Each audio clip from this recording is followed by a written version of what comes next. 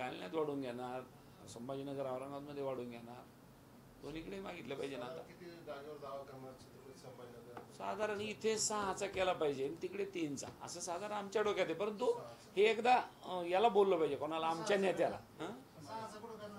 छत्रपती संभाजीनगर नाही, आता ते नंतर सांगून आम्ही कुठं करतो. सध्या आकडाचा विचारला, ते आकडा सांगितलं मी. पण आपण औरंगाबाद जिल्हा काँग्रेसचा अध्यक्ष आहे ना मी, तर मग औरंगाबाद जिल्ह्याच्या 9 जागा आहे, त्याच्यापैकी आम्हाला 6 द्या. देऊ ना, 3 उरत्या ना अजून.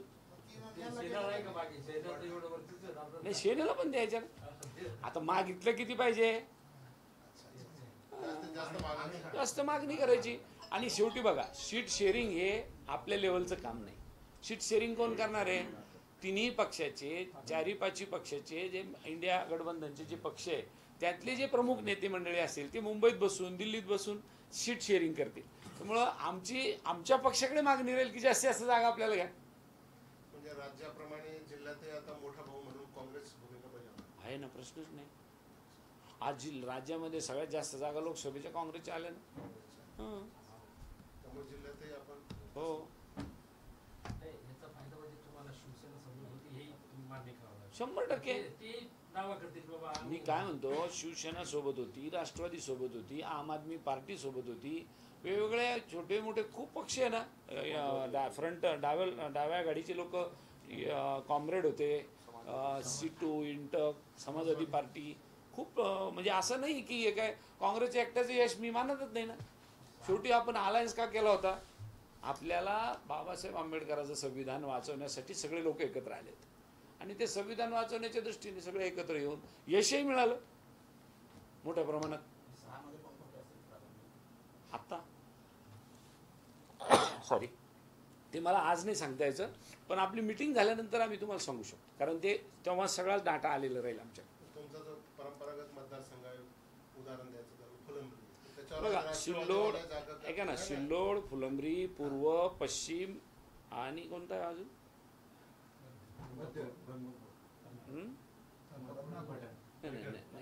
नाही, हे 4 मतदारसंघ तर मागच्या वेळेला आपणच लढलो. ही 4 आमच्याकडेच आहे, अजून 2 मागायचे, एवढाच विषय. आता मला मूळ मुद्दा याच्यावरच सांगायचा की आता सीट शेअरिंगचं कसं होणार आहे. आम्ही मागणी करताना पैठण मागू, कन्नड मागू, गंगापूर मागू, वैजापूर मागू, आम्ही किती मागितले, शेवटी सीट शेअरिंग करताना जी नेते मंडळी बसतील त्यावेळेला ठरवू. आणि आम्हाला आता कोणते मागितले पाहिजे याच्यावर परवा बैठक 12 तारखेला झाली का त्या दिवशी सगळ्यांचा आढावा येईल, किंवा कोण उमेदवार इच्छुक आहे, काय काम, आपलं नेटवर्क काय उभं आहे, लोकांची काय जनसामान्याची काय भावना आहे, याच्यावर आपण पुढे जाऊ. आणि निवडणुकीचे इक्वेशन कसे बसतील, विरोधकाचा उमेदवार कोण येईल, असं सगळ्या बारीक सारीक बाबी आहे. तुमचं टेप दावा करू लागले फुलंब्रीवर, उबाटा पण दावा करतो फुलंब्रीवर. तुम्ही कसलेला मतदारसंघ आहे, 2 वर्ष 2 टर्म तुम्ही आमदार होते, ते तर नैसर्गिक दृष्ट्या वाटत तर नाही, पण ह्या दाव्यांचं काय? हे बघा, जसं मी सांगितलं 9 पैकी 6 मला द्या, तसं ते पण फुलंब्रीवर दावा का करणार नाही? अपेक्षा त्यांची गैर नसते कोणाची, कारण ते आमच्या अलायन्स मधले लोक आहेत. बार्गेनिंग टाईप आहे फुलंब्री मागा अजून दुसरा कोणता असं. सत्तार साहेबांचं काय येत आहे तुमच्याकडे?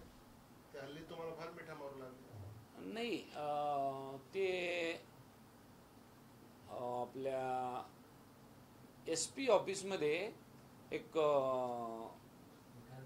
DPDCच्या कामाचं उद्घाटन होतं. ते SP ने मला त्यात इन्व्हाइट केलं होतं, पत्रिकेवरचं पाहुणं होतं मी प्रोटोकॉलप्रमाणे.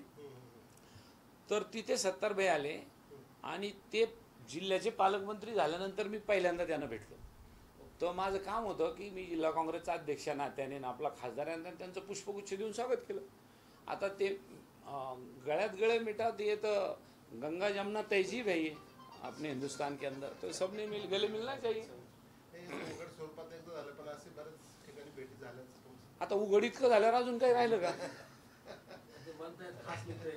नाही, ऐका ना, ते आपले नेते राहिलेले एकेकाळी जिल्हा काँग्रेस कमिटीचे, आणि आपण आपले कल्चर आहे ते आलेल्या प्रोटोकॉलप्रमाणे जे काही नेते मंडळी आहे किंवा आपल्या पक्षाचे, माफ करा, आपल्या जिल्ह्याचे पालकमंत्री, त्यांचा स्वागत, सन्मान, सत्कार करणे.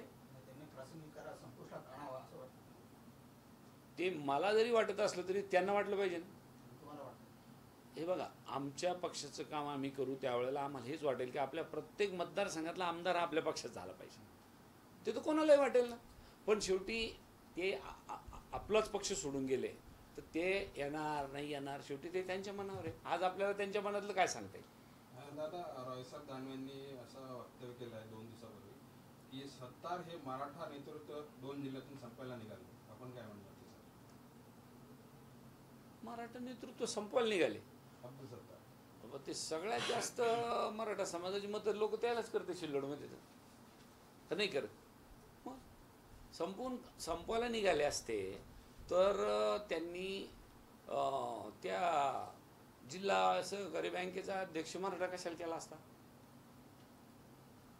आता रावसाहेब दानवे पराभूत झाले म्हणून सत्तारावर टीका करत असतील, ते त्यांचं काय माहित नाही. कारण ते कसं आहे, ते ना महायुतीतले नेते ते दोघे, त्याच्यामुळे आपण त्यांच्यावर न बोललेलो बरं. त्यांनी तुमच्यावर पण वक्तव्य केलं आहे की 6 महिन्यात कल्याणकडेंनी काय काम केलं त्याचा हिशोब द्यावा म्हणतात. अजून 2च महिने झाले मला. नाही, पुढच्या 6 महिन्यात त्यांनी काय केलं त्याच्यानंतर काय करणार त्याच्यानंतर मला हिशोब विचारतील. खरं आहे ना, त्यांना धन्यवाद दिले पाहिजे. मला कमीत कमी 6 महिने तरी दिले. त्याला 6 टर्म दिले लोकांना. तेव्हा काही केलं तर हिशोब दिलाच नाही कधीच. आणि मला 6 महिन्यामध्येच हिशोब मागू लागले.